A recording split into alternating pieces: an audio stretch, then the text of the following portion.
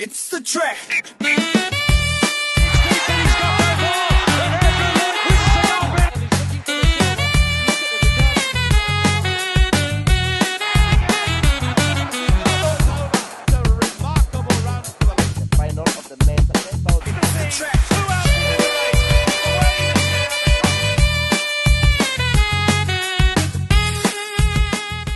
Okay, recording the podcast. It is Saturday, March the 7th, here in the greatest country in the world, Shane, United States. Day later for you.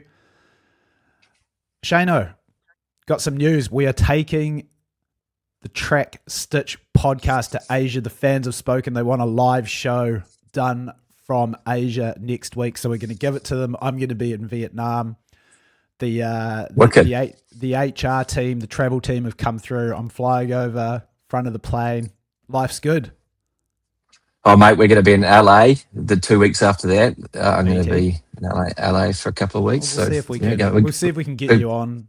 We'll see if we can pull you away from Binny for a little bit and get you on. We're going international waters. Yeah, the people want to, as the people's podcast, they've spoken. They want to have more international content from different venues around the world. We're giving it to them. Shane, let's get right into it because there is a ton to talk about today. Should we kick off with action on your side of the pond? New Zealand Championships. Some action went down last night. Pretty big race. Men's 1500 meter final. You watched it. The young man, the man, the myth, the new legend.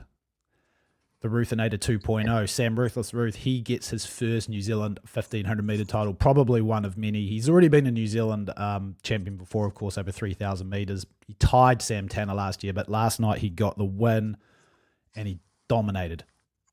How was it?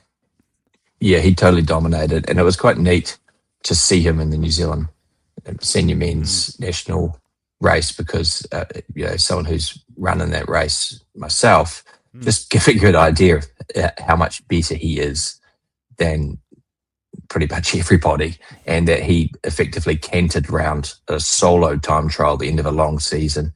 He looked a little bit tired, but that's understandable.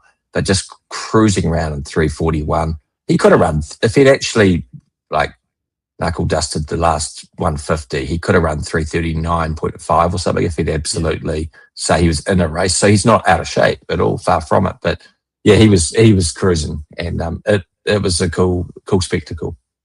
I had a quick look at the results. I even wrote in the notes here that we're going to discuss his first 1500 meter national title before it even happened because it wasn't exactly a vintage field. Sam Tanner not in the race this year. No, obviously his form sort of just tapered off a little bit. Don't know what exactly went down in the US, but not a great field. That's not detracting away from his greatness because obviously he did what a great should do, which is go out there. He won by 6.5 seconds over second place. But yeah, I mean, it is what it is. First national title, probably one of many, as I just said.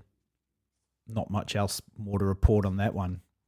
Good crowd though. Apparently, I saw some little bit. Can't watch it because of TVNZ plus restrictions over here in the US, but looked like there was a good crowd there for it. Yeah, there was for New Zealand. Hype around track and field in New Zealand.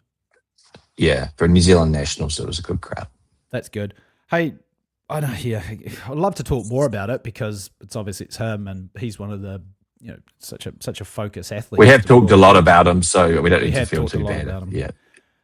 Some other action from the champs though. Just thought I'd give a shout out. Toby Golter. Did you see this one in the 5,000 meters running down Hayden Wild? Saw the result, yes. Yeah, so first title, senior title on the track, I believe, for him. Just give a shout out because it reminded me in the last 400 meters of one of our favorite races ever. It's in the Track Stitch intro. Lloydie running down John and Googie at the 1990 Commonwealth Games. It was not quite as dramatic, but a similar sort of situation. Wild had a big win. And Golter comes through for the title. So shout out to him. I don't know if he listens to the pod. Hope he does. Well done, Toby Golter. And Shane, I just wanted to mention this one. 800 meter final tomorrow. So James Preston, great James Preston, national record holder, the man that erased Peter Snell from the New Zealand record books. He is back. I know he's had a few sort of health issues, vertigo, I believe, according to his coach, Justin Rinaldi, great fan and friend of the podcast. He's running in the 800 final tomorrow. But I just put this one down because I see that Joe Martin is in this race. Young Joe Martin, he's now on scholarship North Carolina over here in the US. He was obviously second behind Sam Ruthes at National Secondary Schools. He still ran 148 that day in the morning. Like, that's obviously an insane performance for a secondary school athlete. Just putting this one on the radar. It would seem like a foregone conclusion because, again, the fields are not that stellar outside of those two guys. No Brad Mathis in this one, who's been obviously the most prominent 800-meter runner alongside Preston a bit in recent years. But I don't know, just putting this one on upset watch that maybe the young man could come through and scalp James Preston or get his scalp when maybe Preston's not as at absolute best. Yeah. Because the young tech has run 147 now since schools, right? Yep. Yeah, absolutely. Was he a former? Oh no, he was at Wellington College, wasn't he? I think so, because he's a Scottish runner. Yes, he's from Wellington. Yeah. I thought he might have been from Grammar, but anyway, I think I've said this, quite openly. I think I've said it on the pod before. I think Joe Martin is going to be a really, really good runner. He's sort of.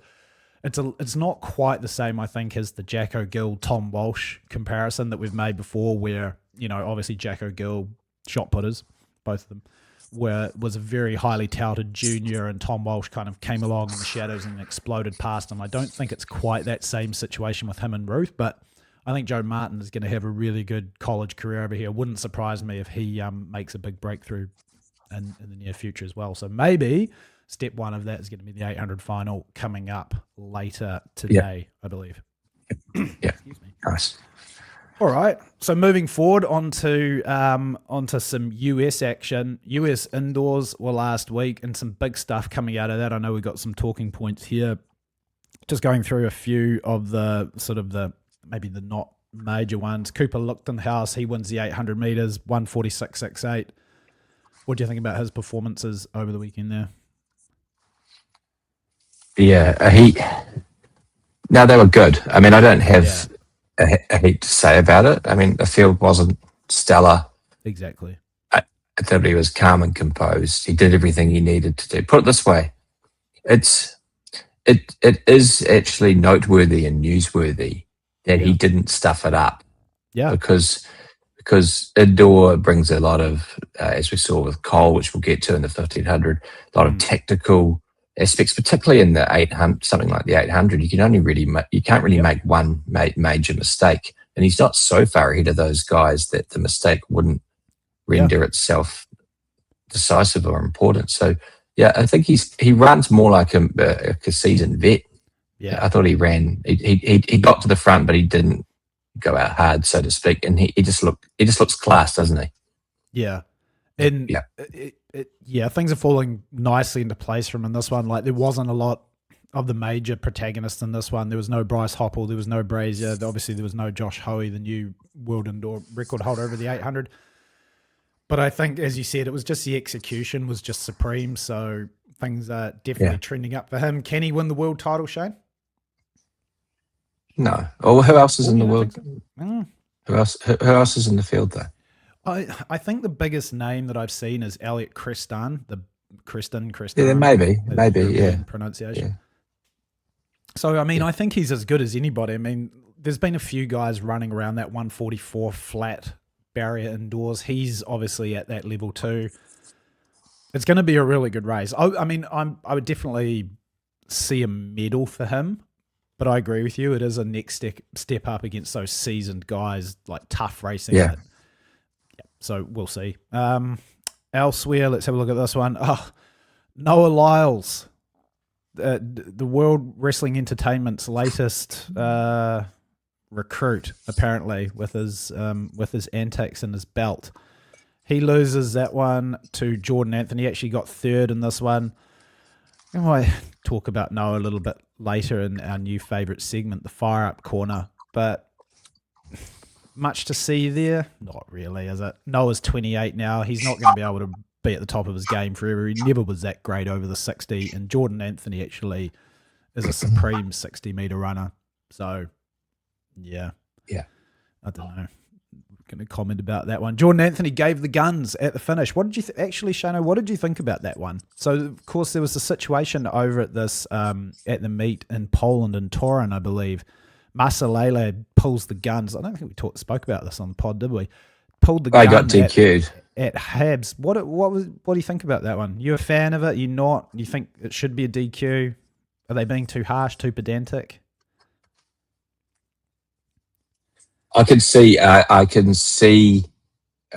arguments either way, and I'm not very opinionated about it. Yeah, okay. Yeah. I mean, I think on the one hand, you don't want to. They shouldn't be, but they are held pinned up as role models. These athletes, and it's not a great thing. Particularly the problems in America with guns and gun culture. It's a great thing for these so-called role models toting guns. It's not a great thing. But then at the same time, it's like, well, with everything else going on in the world right now, in Iran and just in general, I mean, we're kind of there anyway, and it's just some dopey track and field nerdy athlete on the track go.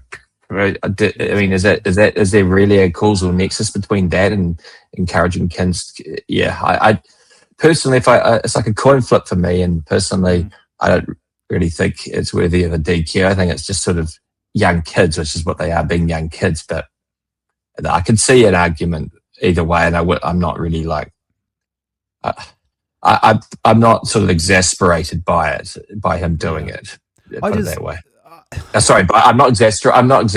I'm not just by him doing it. I'm not exasperated by the DQ. It is our old mate. At home. He'll have like a little column, and he'll be like, "He's doing all right today. He's had 6 in an hour 20. He's up from 3, so it clearly had an effect on him." Speak like a human, Shano.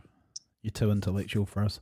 No, I mean, I think like from my side, I just think it's maybe a line. It maybe just a little step too far. I mean, we've seen celebrations over the course of history in track and field. Steve Ovett waving to the crowd with 100 to go.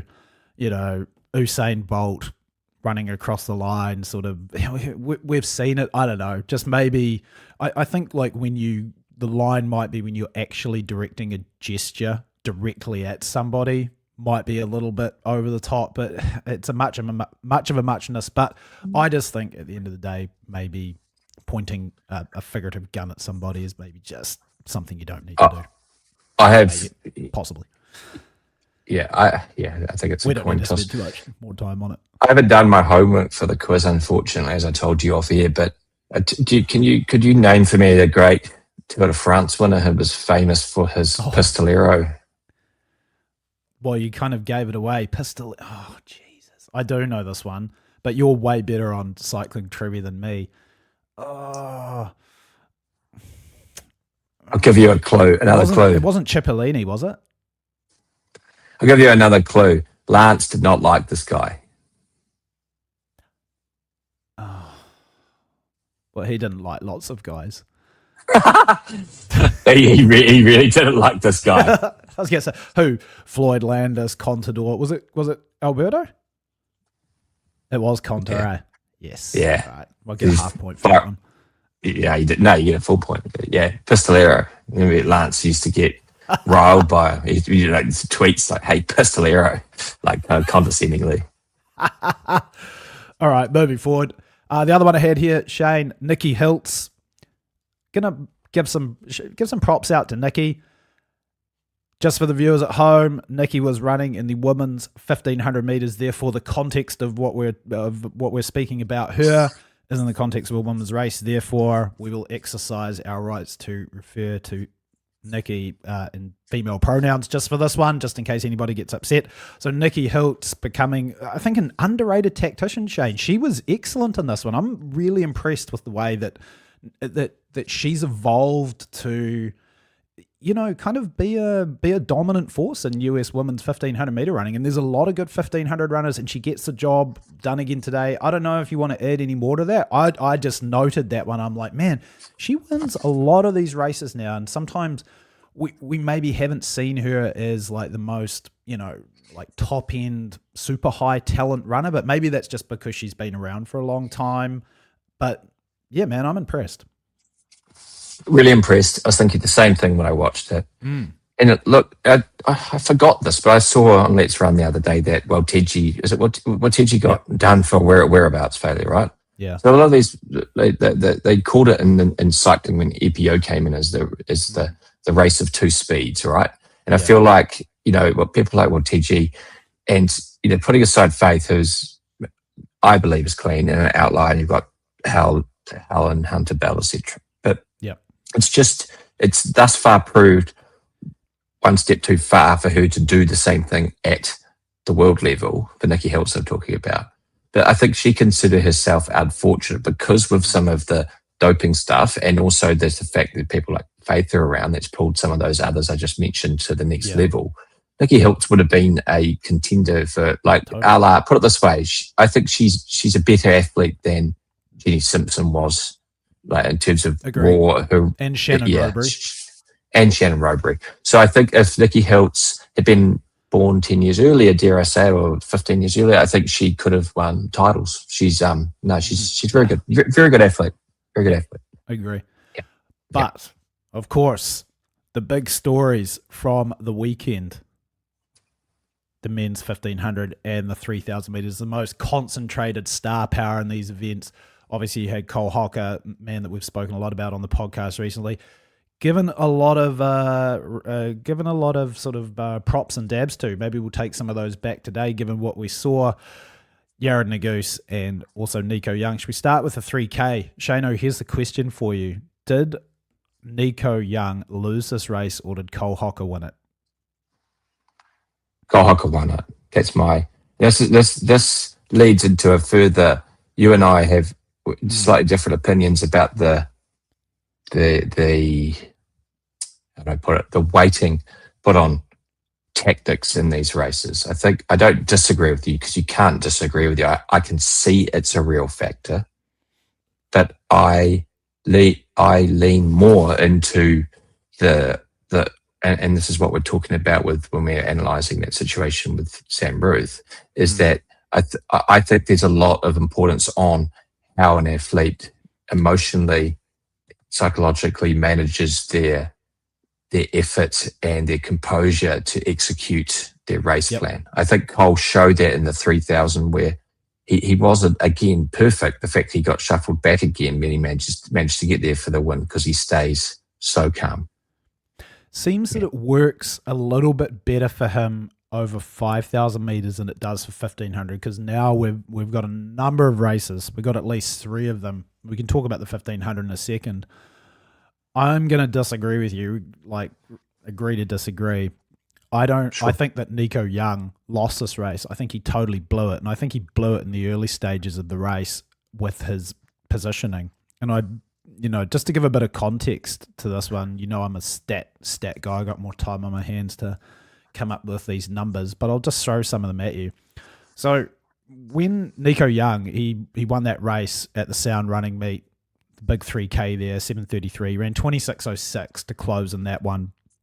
He ran 26:86 in a 7:39 race here. Now they were different races, but that's a significant difference. It's a much slower race. He closed a lot slower.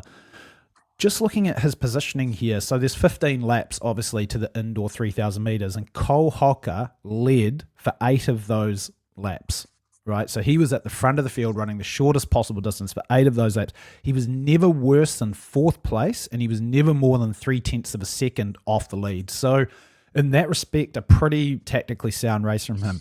At one point, Nico Young, and this was 14th in the race, and at 1,400 metres, Shano, he was 1.95 seconds behind Cole Hocker, which at that speed is about 13 metres. So while Cole Hocker, he ran 3:56.62 for the final 1,600 to win this one, and he only had to pass 3 other people at the end of it in order to win.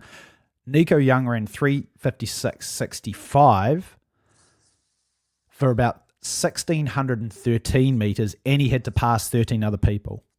And I just feel like the energy cost to do that, again, like that is a big one when you are trying to beat the world 5,000 meter champion and the Olympic 1,500 meter champion and a guy who's run 7:23.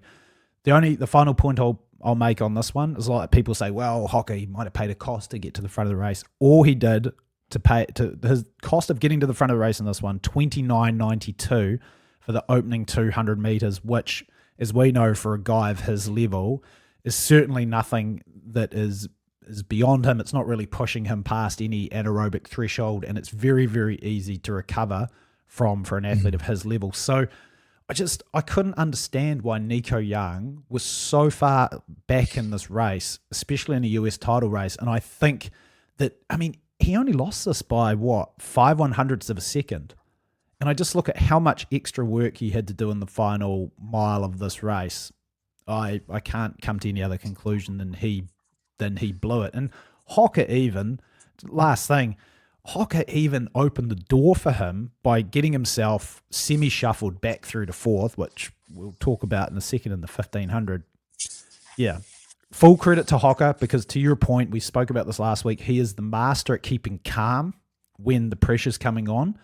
But I think he was handed a big get-out-of-jail-free card by Nico Young, who should be kicking himself because now he's potentially not going to World Indoors. The way you've presented all that, if we're in a court of law, you would have convinced the jury that that's high praise coming from a lawyer. Well, you can't argue with everything, such as you say.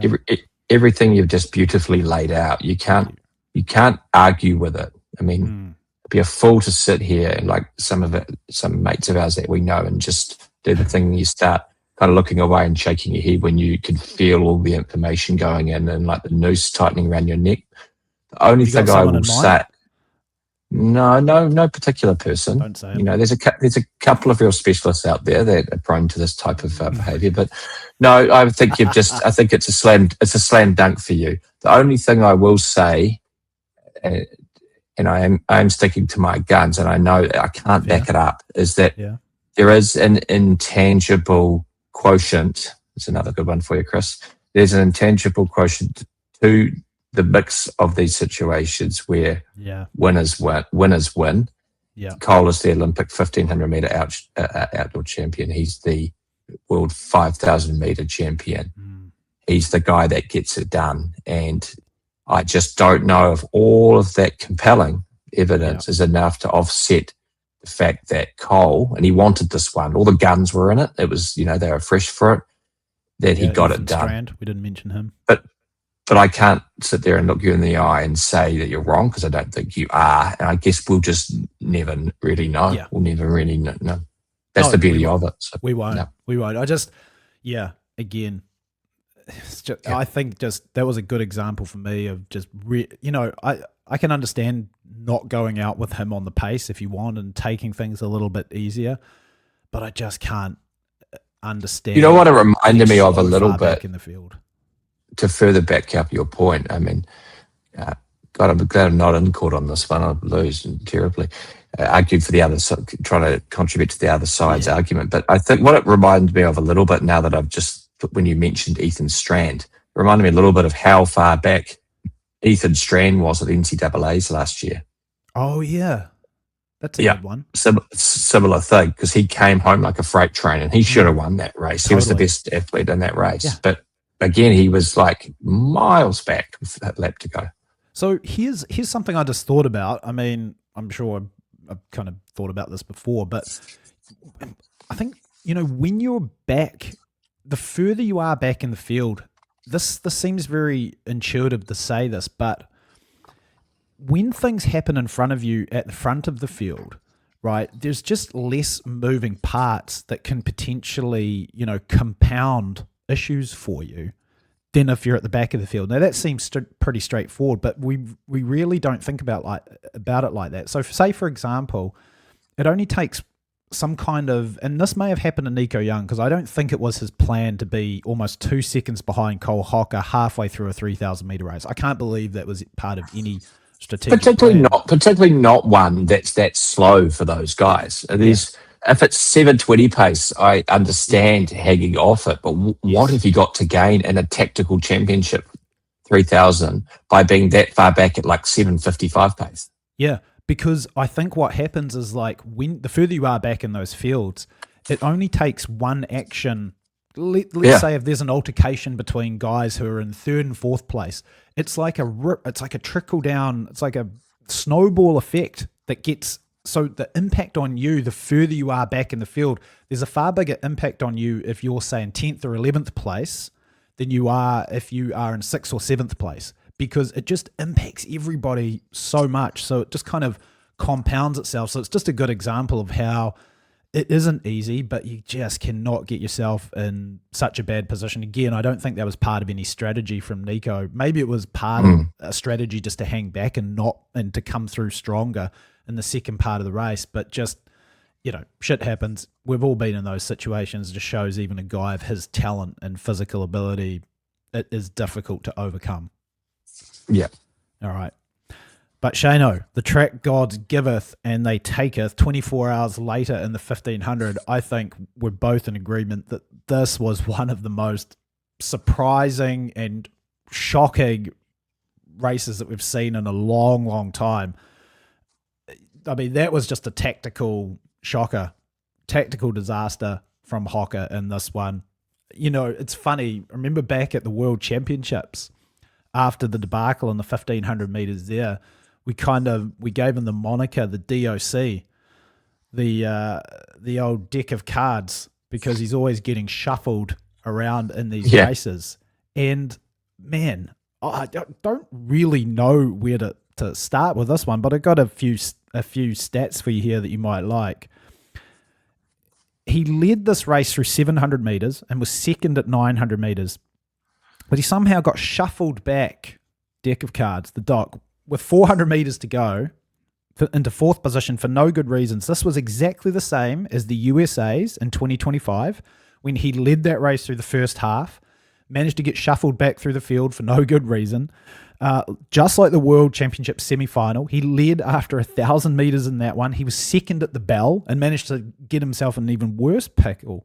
And we've just been praising his calmness. We did this last week. We praised his poise and calmness in the 3,000 meters, but in this one we absolutely have to critique the execution. And I just thought about this. Have you ever seen a guy at his level of accolades and also talent ever run 1,500 meter races like this? I just thought about that one. I'm like, you never saw Earl Kiprop. Yeah, maybe Kiprop. You're right. Yeah, the man that famously brought down the sports betting syndicate back in 2009.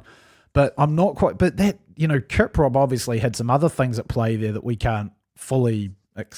We can sort of explain. We can now. We can now. But man, I just have never seen an athlete of his level who's so good be so kind of indecisive. How does he get himself in? Do you know what I was actually thinking about it. Do you know what I think could be? I think it's a pretty good stab. Is in his Olympic 1500 meter title, he came off the pace set by others to come through. I think whether it's a conscious or unconscious thing, I think he likes to come off a reasonable clip. And if no one else is going to get that clip established, he thinks he's better off coming off a reasonable clip. Establishing the reasonable clip and coming off it, but he perhaps likes to come from behind in the last lap. Yeah. So I think he's kind of he's been rendered. It's been rendered necessary for him to take the pace like that because he perhaps just has decided he is more of a 15.5 guy than an 8.15 guy. Yeah. So he's a guy who's it's sort of confusing or misleading that he's a big kicker. He's a big kicker in a race of a reasonable pace. So perhaps it's something to do with that. Totally. No, I think that's exactly what it is. I think he knows that he has to establish a reasonable pace to pull guys kind of close to that threshold, but not maybe right at it. Just shows like how fine the lines are to win these sorts of races.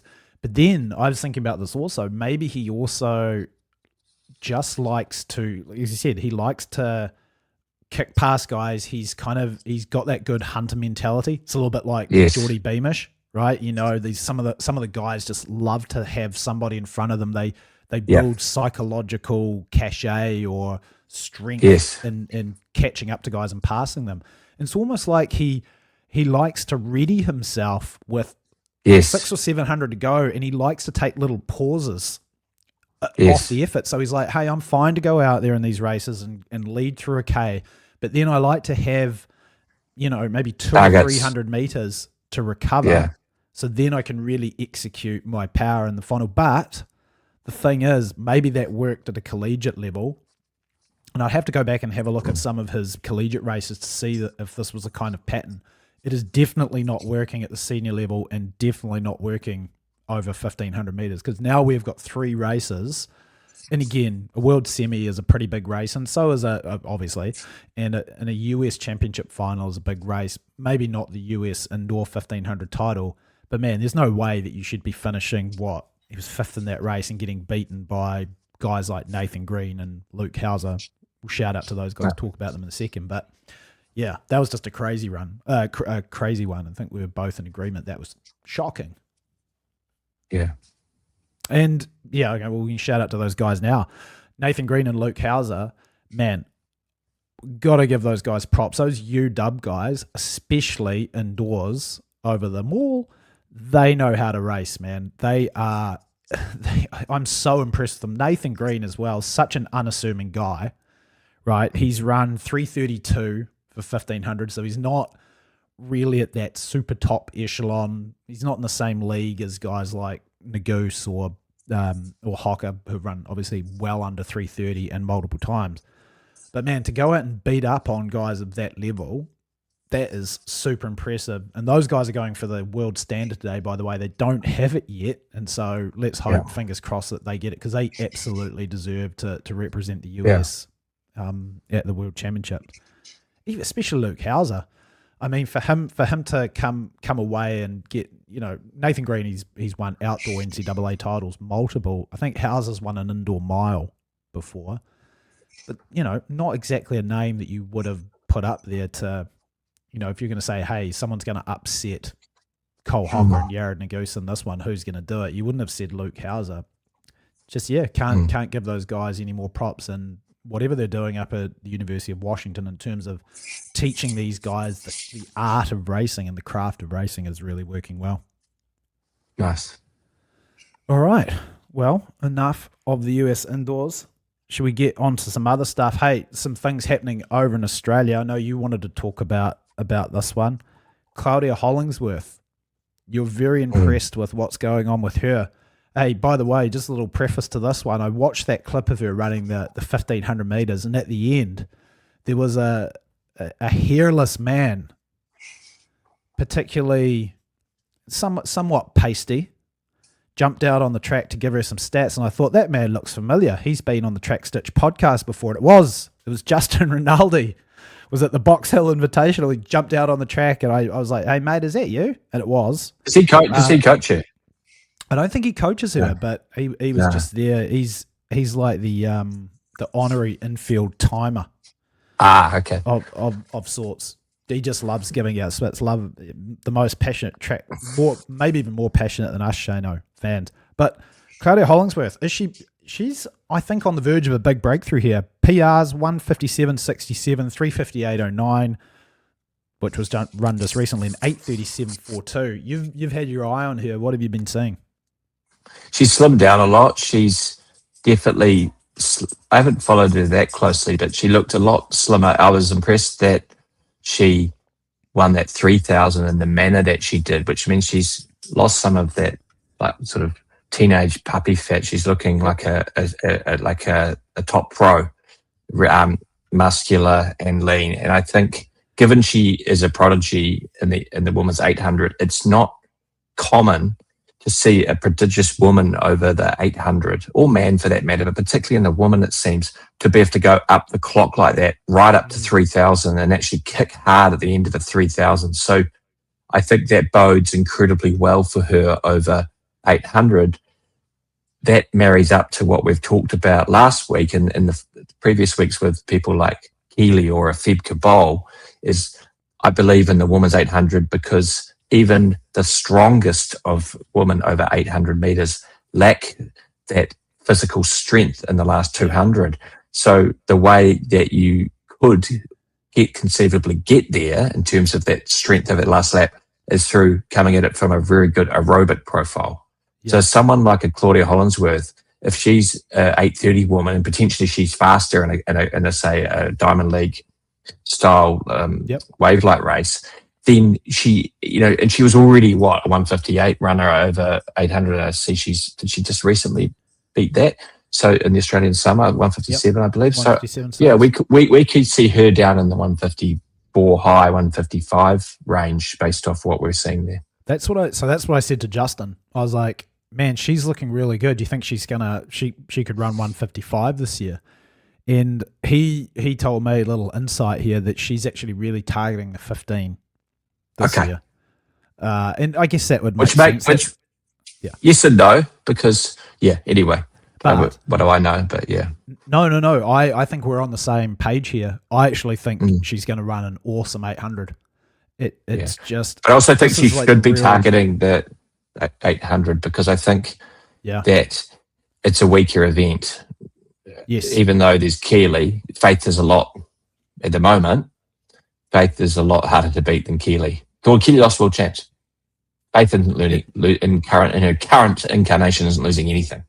No, I agree, and a lot can happen in the 800 meters, as you just said with Keely Hodgkinson. Famously, we've spoken about it many times on the pod. Got into this weird, pissing match with Mary Moore through the first 450, 500, 550 meters of that one, which took a lot out of her. Anything can happen in the 800. There is no major championship this year, so that's sort of. I mean, actually, there's Com Games if we're still counting that one for us. It's not a major championship. Not a major championship, but at least it's something to shoot for. But maybe that could be really good for Claudia Hollingsworth at her level to go there and maybe just catch some of the top guns off guard. But when Justin was like, she's focusing on 15, I immediately thought, man, she may really run a good 800 here. And again, when I saw how strong she looked at the end of that 15, she looked awesome. I was like, man, that was Kip Yeagon like in the final. I haven't seen that. I saw the clip of shorts of the 3K, but I haven't. I'll go check it out. I just saw it. I'll send it to you. I know you're not a big social media man. Kerr will have it because he's got all the social media clips these days. But you'll see Justin there jumping out on the track afterwards too. But just thought we'd shout out to Claudia Hollingsworth because. Yeah, looking really good. It's exciting to see more talent coming through from down under. Peter Bowl also looking incredibly good too. Heard a workout that he did the other day of 200s. That guy could be down very, very close to the 142 barrier this upcoming summer. So nice. Just good for everybody down there, including our young Kiwis. Shane, one thing that you said in our preparation meeting for this one, the extensive prep meetings that we have, you wanted to talk about this Festus Lagat whereabouts case, the comments from Paul Green, his lawyer. I'll let you take the lead on this one. I did a bit of reading up on it, after the fact to see what was going on. But what is the situation there, and what do you think about it? Well, I'll start with a disclaimer. That I don't know anything about Festus Lagat or his case. I actually didn't even know he'd been suspended. It vaguely rings a bell.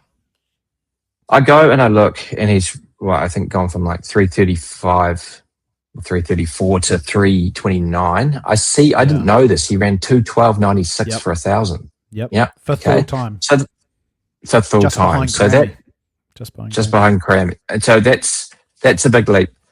And all I'm going to say about it, I don't know the man. I don't know his situation. I don't have any insight, any interaction or reach to his in the circle, so to speak. So I'm not going to condemn him prior to the fact of a proper understanding of his culpability. However, one thing that just leapt off the page at me was that Paul Green's comments. Paul Green's doing his job, so yes. I get shit for defending people, whatever.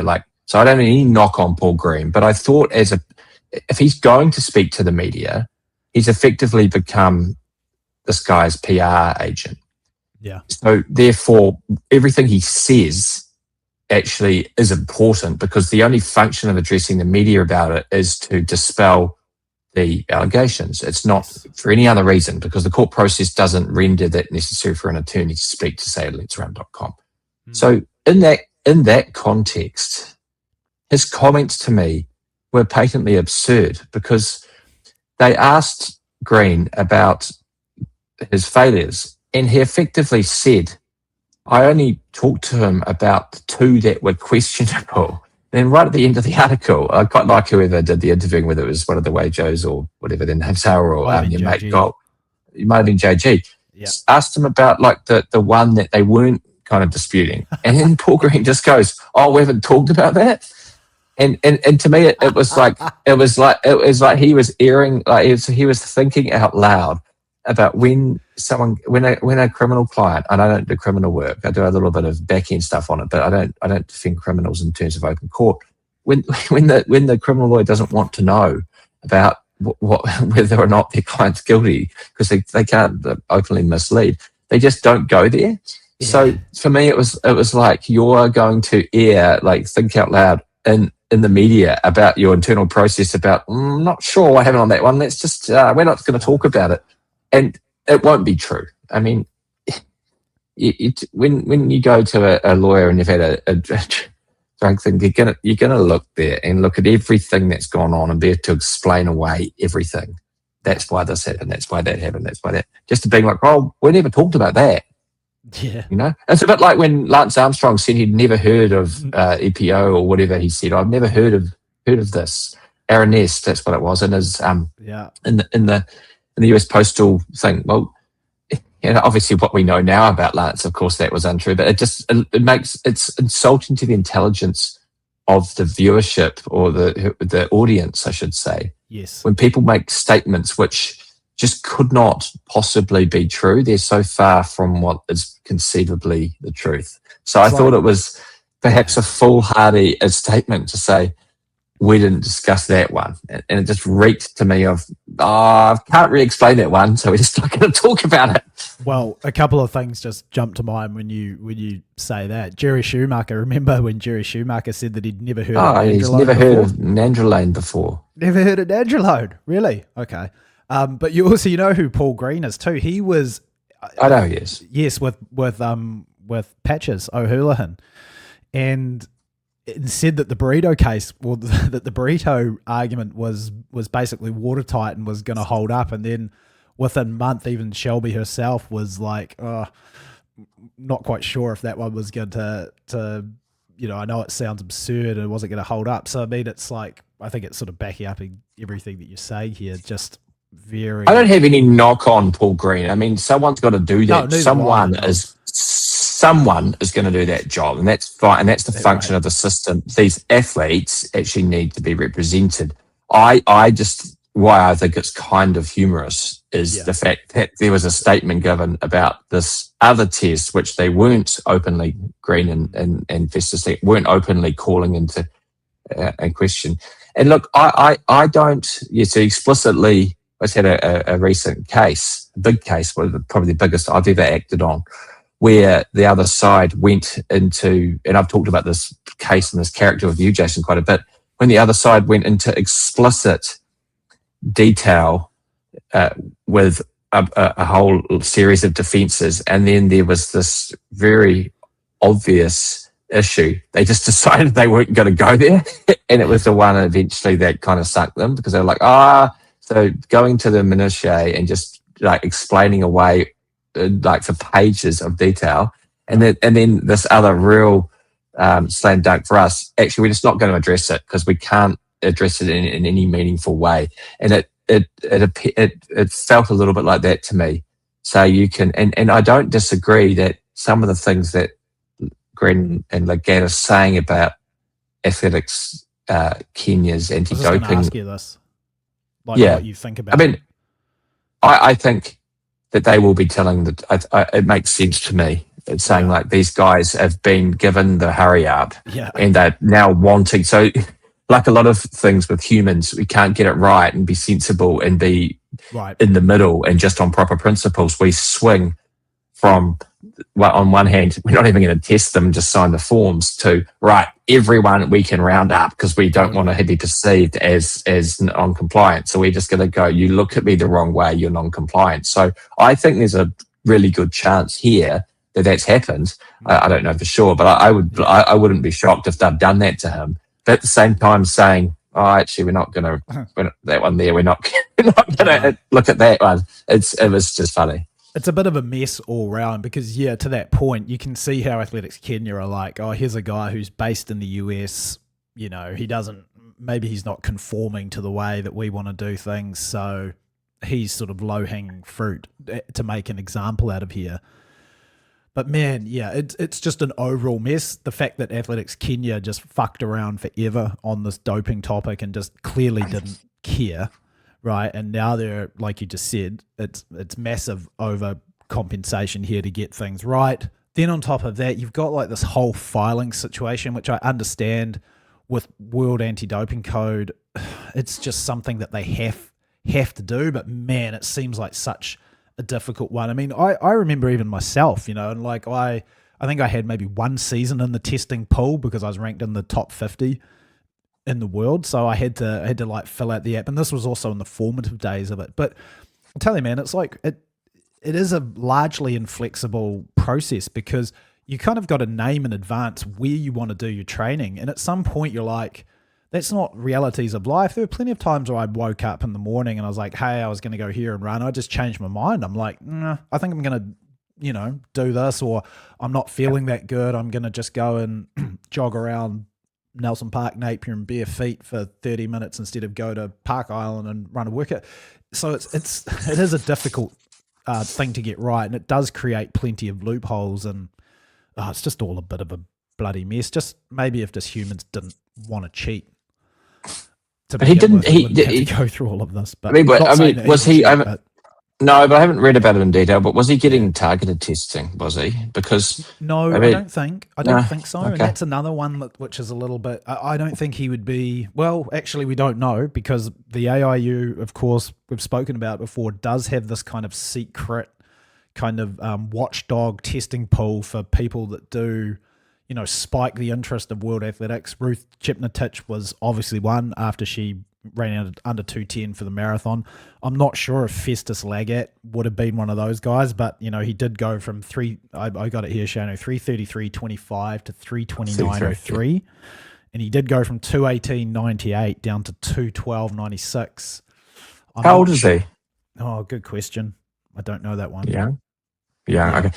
I mean, like on the face of it, with those improvements and the issues that Kenyans have had, their track record, and then you leave the door open by perhaps being a little bit careless with your whereabouts, you become, whether he is guilty or not, you become a target with those, and he's definitely not responsible for what's happened and gone on in Kenya prior to, of course, his rise to the top level. So I don't know. I don't have a strong feeling about it, but I just thought it was an interesting one given Paul Green's comments.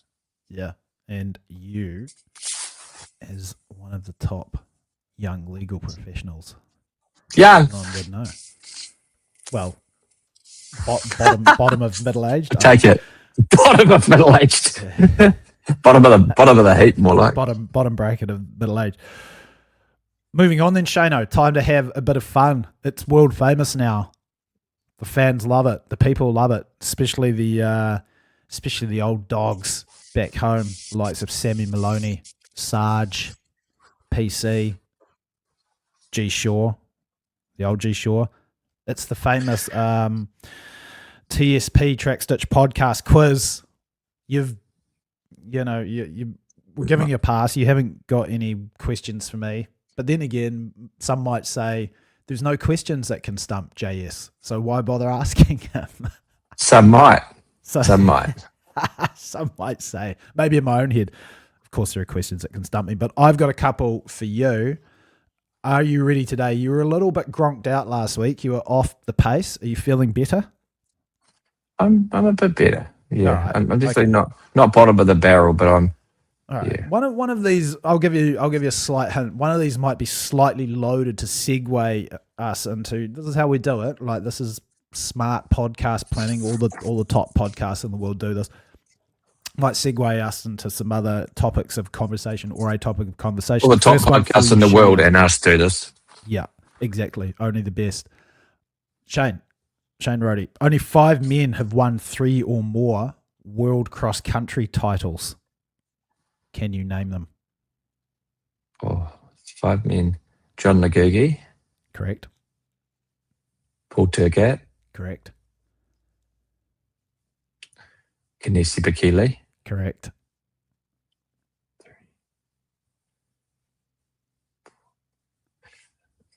So I'll give you the hint. You have named the middle 3. You've named the middle 3 chronologically. Okay, so Kiplimo? Correct. Okay, it's a middle 3 chronologically. So it has to be. So no, you're picking the earliest. Yep. Wow, before Nagugi. Did you say 5 men have won 3 or more? Yeah. Carlos Lopez? Shane Roddy. That is correct. Carlos Lopez of Portugal.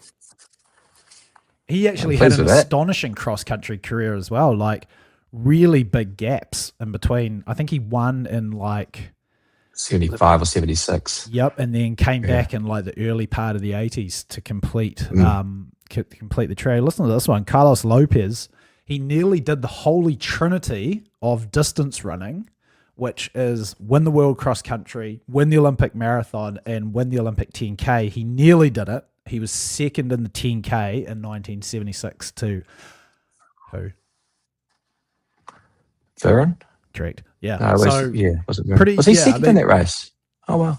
He was, yeah. Awesome, eh? Crazy. Awesome. So, yeah, I mean, we saw him pop up on our favourite running website for all things track and field, letsrun.com, and you mentioned him to me, Carlos Lopez. What a legendary runner, kind of a mythical runner from mythical back in the runner. day. So how good was that little quiz to just get us into talking about Carlos Lopez? Well, we don't have to talk a lot about him, but yeah, I mean, such an awesome runner, like probably right at the forefront actually of kind of Europeans sort of mixing it up with Africans as well. You know, obviously Lasse Viren won those back-to-back Olympic 5-10s, but there wasn't such a huge African influence in the sport, and Lopez was kind of in that transition period where, he was going head-to-head with the likes of Googs, John and Googie, et cetera. But yeah, Portugal had a pretty handy little. They had some pretty handy runners back in the day. Who were the dudes in the? They had a couple of other guys in the Pinto. Yeah. Well, how about the Guggenmeister going hard around that clumpy racing track down at Ellerslie for the World Cross Country? I don't know if you've ever run on that thing with the horses. It's impossible. But the Googster, he was almost using his arms as legs. He's almost sort of 4-legged on that racetrack, but because it's so clumpy. Well, I know, because we tried to play golf on that shitty 9-hole like pitch and putt course that's on the middle there now. Yeah. So, and that was bad enough for a quote unquote golf course. So I can only imagine what it was like running around the outside of it. They also ran up over that hill around the back, didn't they? Yeah, definitely. Yeah. Who was that the one J-Dubs finished? Was he 4th in that? Was that? I think he was. No, that wasn't in New Zealand, was it? No, it was. No, I don't think so. No. But he was definitely 4th at a World Cross. Like that's when him and Dixon and those guys. Yeah, that's incredible, isn't it? To think he was 4th at World Cross Country. To be fair though, it wasn't. To be accurate, I should say, it wasn't the level it got to in the 90s at that point. No, there's no way a 332 guy in the mid 90s, particularly with all the EPO, that was undiscoverable when they were running 2630s, when they brought it down from 27 to 2630s and down to 1240s. There's no way he's a 332 is finishing 4th in that level of race. No, but yeah, exactly. It's still incredibly impressive. I hear what you're saying. Yeah.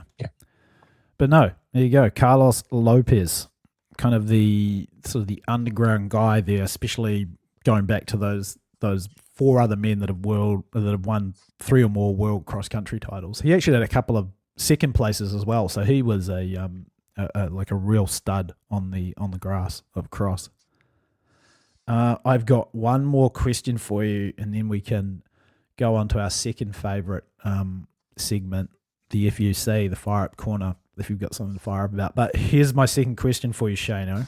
This is a good one. Who was the fastest, since Sam Ruthes, in honour of Sam Ruthes, who just won his first New Zealand 1,500 metre title on his own, tied last year, of course. In honour of him, who was the fastest New Zealand 1,500 metre runner of the 90s, the entire decade? Do you know who it was? What, the fastest time? Yep. We're just doing it off the fastest PB. Yep, just who ran the best performance for a New Zealander throughout the entire decade of the 90s over the 1,500 metres. Peter O'Donoghue? Oh, you're back. You're back, Shane. It was Peter O'Donoghue. Do you know what time he ran? This would be incredibly impressive. I think I do. Oh, love it. Was it 3:34.9? It was okay. We're gonna give you that one because it was actually 3:35.14, which is the equivalent of a 3:34.9. You're being generous. Yeah, it was where he did that. Com Games, was it? It was. So it was the fastest time run by a New Zealander throughout the entire 90s was done in the year 1990. So needless to say, It wasn't no disrespect to our great friend and fan of the podcast, PC, but the guys, they couldn't really push on throughout the 90s there. But maybe for a number of reasons in New Zealand, we were maybe a little bit behind the curve when it came to certain things that were helping endurance runners in 1990. Here's a good one for you, Shane. Do you know who was second? Who ran the second fastest time of the 90s? Give me a second. It was a pure bonus question. Oh, this is tough. Okay, so was it Hamish Christensen? Yeah, look at you. You're back. 336 low, maybe. 336. Yeah, what, 336.15? 19. 19. Yeah. Look at you. Shane Rody. Oh, a new man. Ladies a new and man. gentlemen, the man is back. He's caffeinated up. The case, the pack and save case is over. You're done. The man, the myth, the penis. All right, well done, Shane Rody. You have passed the quiz with flying colours. I wonder if some of our more established fans. That was hard. That was hard work. I need my second flatty after that. How much? What have we just got? F.U.C, have we? Yeah, we've just got the F.U.C, the fire up corner. I don't know if there's anything firing you up. I got maybe one thing that's. I wouldn't say this is firing up. This just made me go laugh. on, mate. Get it off your chest, mate. Get off my chest. Fred Curley yesterday or a couple of days ago. Fred's always firing you up though. No, not really. He made me laugh. What I meant this to time say around. Fred always makes me. It's always. Yeah. It's like he's like a character on The Simpsons. He did get one of the things turkeys of the year. What did he do this time? Well, did you see that? Did you see he released a video where he was running 100 meters in training, and so he runs past, he comes out of the blocks, and then his mate at the end of the race holds up the old stopwatch, not this one, not the defunct Casio calculator watch there without a strap, but he holds up 960, and he says the world record is on watch 9.60. Yeah. It's hilarious. Yeah. It's so good. I mean, this is all in amidst the news that, speaking of whereabouts failures, he's just been dusted for 2 years for whereabouts. I don't think he could give two shits because he's going off to the enhanced games anyway. But how good was that? I just thought to myself it was really good because in a way, and I'm sure this was totally inadvertent, the world that we live in now, you can basically say and do whatever you want, and the president of this country that I am very privileged to reside in, by the way, please don't deport me, ICE. The president of this country seems to get away with doing this all the time, just saying whatever he wants to be the truth. And I thought to myself, that's exactly what Fred Curley's done, because there's no way, who's going to dispute him here? You can turn around and say, no, you didn't run 9.6, but who really knows? Mate, he could have been out in the middle of the desert in Nevada and said that he'd gone to the moon for a one-day trip, and it's difficult. Do you reckon there's a possibility that Fred had a running start? No, I think there's a definite possibility that before he even ran, his mate, like they sat there for like 2 or 3 minutes trying to stop the stopwatch on 9.60, and then after the race, it's just like, I ran a 9.6. I just thought that was brilliant, and I thought it was like inadvertently hilarious, because clearly he probably didn't mean to do that, but it's just the way that the world is right now. That, you know, whatever is committed to social media or just the mainstream media in general, it's just the way we've become, is taken as law. So good on Fred Curley. Maybe he's going to run under 9.58 this year, taking steroids. I know Fred Curley has been, was he the world champion? Fred Curley? He was world champion in 2021, yeah. And Olympic silver medalist. In the 100? In the 100, and sorry, he was world champion in 22 in Eugene. He was the Olympic silver medalist in 21. And maybe, did he even medal in Paris? Did he get bronze? It's hard to say about an athlete who's become world champion in that men's 100 that their career has been a disappointment or they've underperformed. But I really think Fred Curley, I think that could be a justifiable call there. I think Fred Curley, given he came originally from the 400, I think Fred Curley is one of the great talents in sprinting. Obviously, he hasn't had it together mentally, and that's no secret from all Fred Curley incidents. But, I mean, the guy is built like a bloody bronze monument. He's an absolute specimen of a man, and he's got great running form, and he's obviously strong as well as fast, because not many pure sprinters can run the 400, you know. So I think it's been a bit of a missed opportunity. Perhaps his mental talent hasn't stacked up with his physical talent.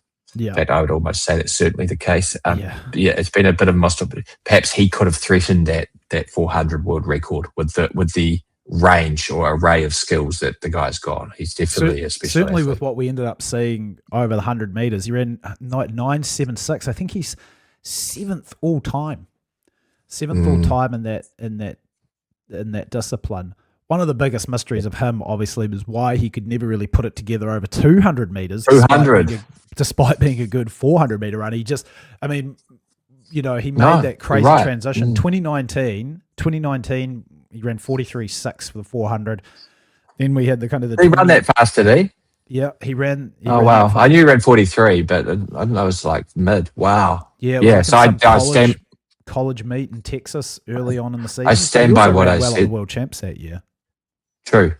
Yeah. I stand by what I said then. I think he definitely could have been a threat for the world record. But anyway, it doesn't matter. He's had a good career, and he provides us with ongoing entertainment. Yeah. Let's see if he makes the 2026 turkeys come on. The turkeys. He's a favourite. Okay. Yeah. All right, Shano, anything else from your side? No, mate. It's time for a flat white. Yeah. Yeah. Any plans for the rest of the weekend? Golfing? You up to tired, Tiari? mate. No, just too tired. Tiari. Just gronking out. Yeah, I'm chilling out.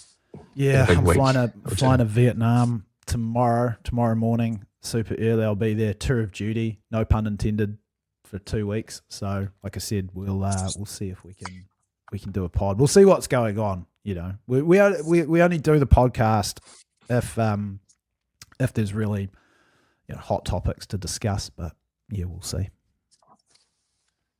And the emergency. And yes, and the emergency podcast. That's good. I mean, quite a few people have been wanting to know, like, what's the genesis of the emergency podcast. Apparently people love the emergency podcasts. So Stephen Ella, the great bike rider and great friend of ours, yes, Stephen Ella Philippe Sabatini actually texted me a week or two back and said, I would love to know his criteria for what meets the emergency, and we had a good little chuckle about that. Exactly. Well, I don't really know. Just I think it's more if I'm just at home bored and don't have anything to do and something happens, we'll just call it an emergency podcast.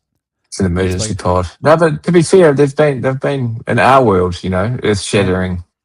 Yeah, it's a high threshold. You've done something good or bad to deserve an emergency. Sometimes we have to be first to, we've got to stake our claim. Like when the whole NCAA cross country debacle happened, we had to be first Johnny on the spot to report that one. So yeah, it works. Sam Ruthes runs 3:48 for the mile. We've just got to do it, Anyway. Very good. Right, Shane. All right, mate. Then I will see you when I see you. I will be in very different surroundings next week. I won't be with all the kit. I'll just be going primitive, so all good. You're gonna do it in your birthday suit. Might do that too if it gets us to 100 subscribers. I'll do anything. Do anything for 100 subscribers. All right. Very good, mate. All right, have a good one, Shano. That was awesome. A lot of fun. Hope you guys, all our listeners, enjoyed that one as much as we enjoyed doing it. And we'll catch you next week on the TSP, not the Tablespoon Peace Track out. Stitch podcast. All right, Shano, have a good one. Peace, mate. Thanks, bro.